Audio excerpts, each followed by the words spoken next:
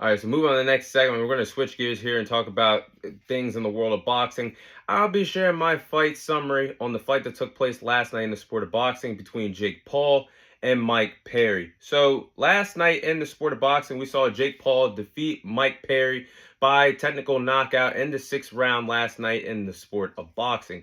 So, Jake Paul dominated Mike Perry from start to finish in this fight last night in the sport of boxing. Jake Paul actually dropped Mike Perry a total of 2 to 3 times in that fight last night in the world of boxing. The fight took place at the cruiserweight division, but Jake Paul obviously looked like the bigger guy than Mike Perry last night in that boxing ring. Mike Perry, of course, if you follow his career in the bare knuckle world, he fights at the division of 175 pounds. So it was obviously Jake Paul was a much bigger, much stronger, much faster guy in that boxing ring last night when those two respective fighters fought each other. But to me, Jake Paul's skills are improving as a boxer. He has a good jab, a powerful over right hand. His footwork is getting better. Jake Paul, let's call a spade and call it what it is. He is getting better.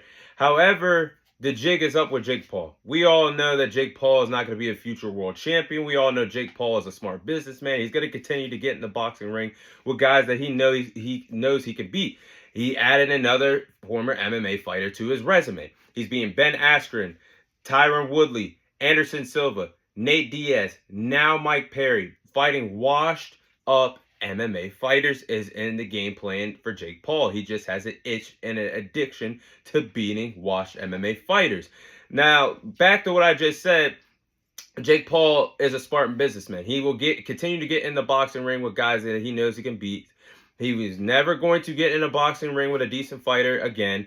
When he got in the ring with a decent fighter in Tommy Fury, he lost that fight and never called out Tommy Fury for a rematch or had any true aspirations for making the rematch happen. Jake Paul is never going to be a world champion in the sport of boxing. He's not putting himself in the spotlight to be a future world champion at the cruiserweight division, fighting washed up MMA guys, or a Mike Tyson who is about to turn 60 years of age. So, as much as I like Jake Paul, just not going to be a world champion. He is in the sport of boxing to be an entertainer, and he's just entertaining everybody every time he gets in the boxing ring.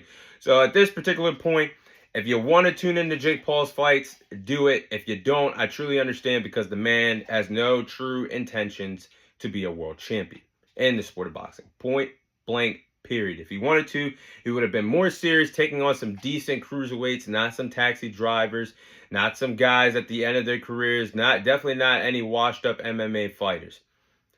But now let's get into what's going to happen next.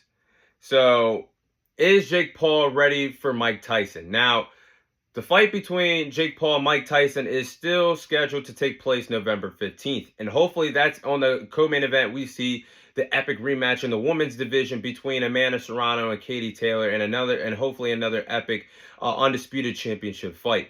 But I think Jake Paul is ready for Mike Tyson. Like I said, Jake Paul has improved his skills, but you cannot take an older Mike Tyson for granted. Mike Tyson is one of the greatest heavyweights of all time. Definitely the youngest heavyweight champion in boxing history. I believe Mike Tyson will still have what it takes to defeat Jake Paul. As crazy as that sounds, even though he's nearly 60 years of age, boxing, if you're an all-time great, the skills never leave you. As he is as fast, as quick as he used to be, obviously not, being nearly 60 years of age. But that experience and knowing what to do against a guy that is really an amateur, that compared to a Hall of Famer and a former undisputed heavyweight champion, I just can't see Jake Paul defeating Mike Tyson, let alone knocking him out. So I think if Jake Paul, he does have some flaws to fix, and as he doesn't fix some flaws defensively, like I seen Tommy Fury expose. I mean, Mike Perry got to him a little bit last night and hurt him just a little bit, not enough, obviously, but in a dramatic fashion. But if Jake Paul doesn't tighten up his skills defensively, Mike Tyson can obviously knock out Jake Paul and finish him off for good. And also, I will say, I don't ever believe that Jake Paul will ever fight Alex Pereira in a boxing fight. Alex Pereira obviously would kill Jake Paul in a boxing ring, and I say that with all due respect, because Alex Pereira is a former kickboxer. Alex Pereira is known for his striking ability, who is still in the prime of his career, kicking ass right now in the UFC. the fastest rising star that the UFC has seen in a decade. Currently a 2-division world champion, the reigning defending light heavyweight champion in the UFC. I don't think Jake Paul wants any parts of Alex Pereira. And I don't think that boxing fight will realistically happen, because I don't think Dana White will let Alex Pereira do it while he's under a UFC contract. And Alex Pereira right now is one of the top stars, a pound-for-pound great in the UFC right now. So I just don't see that happening between Jake Paul and Alex Pereira. I think it's silly that Jake Paul still continues to call out these UFC guys or these UFC employees. It just doesn't make sense to me. Instead of fighting some decent cruiserweights and trying to build yourself up to be a future world champion. Everything you're doing to say that you will be a future world champion is not doing it, Jake Paul. But the funny thing I'm going to ask before this segment ends is, will Mike Perry still be employed Monday morning with the BKFC League? And Conor McGregor is a part owner of that bare knuckle league that Mike Perry is a part of, the BKFC, like I just said.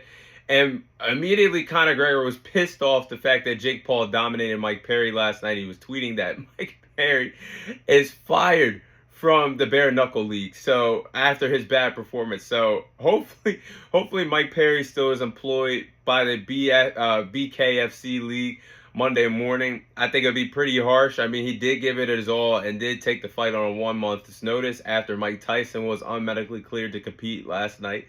So Mike Perry stepped in.